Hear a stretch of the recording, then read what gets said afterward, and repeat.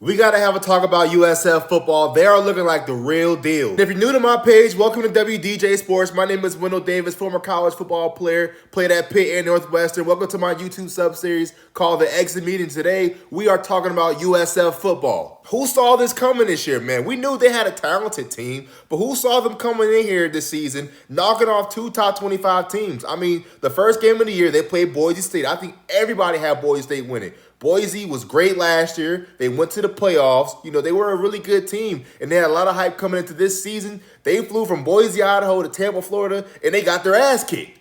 So, we're like, Boise, they're group of five. Maybe they weren't really a top 25 team. Maybe it was all Ashton Jenny. So what happens the week after? The USF Bulls travel to the Florida Gators in the swamp in Gainesville, one of the hardest environments to play in all of college football, and they beat them on their home field. And I know it's too early. But what I'm saying is we're possibly seeing one of the greatest stories in college football this season. Will this be a group of five team that can make the college football playoffs? Now, I know it sounds crazy, right? You're nuts. South Florida in the playoffs, but think about it. I'm going to show you the schedule in a minute.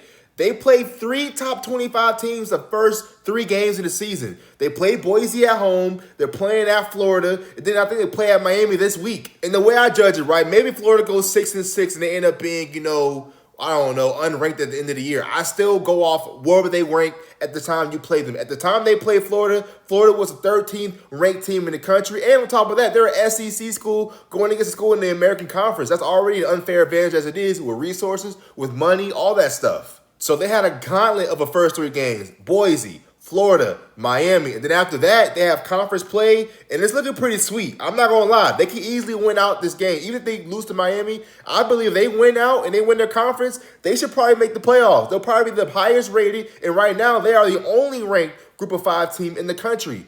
I mean, look at this schedule, man. After Miami, you have South Carolina State. We know what's going to happen during that week. They got a bye week. Charlotte, North Texas, Florida, Atlantic, Memphis, UTSA, Navy. These are all very winnable games. They could very well either beat Miami or if not, lose to them and win out the rest of the season. Because I would like to think, right, if you could beat Boise, if you could beat Florida, and if you can keep it close with Miami, you should be able to handle Charlotte, Florida Atlantic, Memphis, UTSA, Navy, because those teams aren't as good as those teams up top.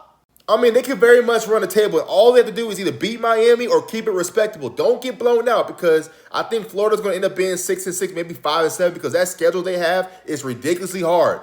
Florida got a gauntlet of a schedule, so they're going to be unranked. And one thing about South Florida is they're pretty stout on defense. They're not giving up a lot of points. The key to winning football games is great defense. I know we've all heard this before, but great defense wins championships. I played linebacker in college. Our team's goals was like 14 or 15 points or less. That's 2 touchdowns. If you have any type of competent offense, if you give that many points or less, you should be able to win a game. I watch these guys fly around, physical up front. Those guys get after it in that front, man. They fly around, they're fast, they're violent, they're physical. Man, they play a great brand of football. And I know it's been early, right? I know it's only 2 games. They could easily collapse, but come on, man. It's a great story, and I love me a good story, guys. You have 3 top 25 out-of-conference games. Boise, Florida, Miami. You go 2-1, 3-0. Who's going to beat you in that conference, man? I don't see it. I really don't see it. And this is why I love the 12-team playoff because you have teams like USF, last year was Boise. Those teams have a chance to compete with the Alabamas, the Georgias, the Tennessees, those big-time programs who always gets a shot in those playoff selection spots.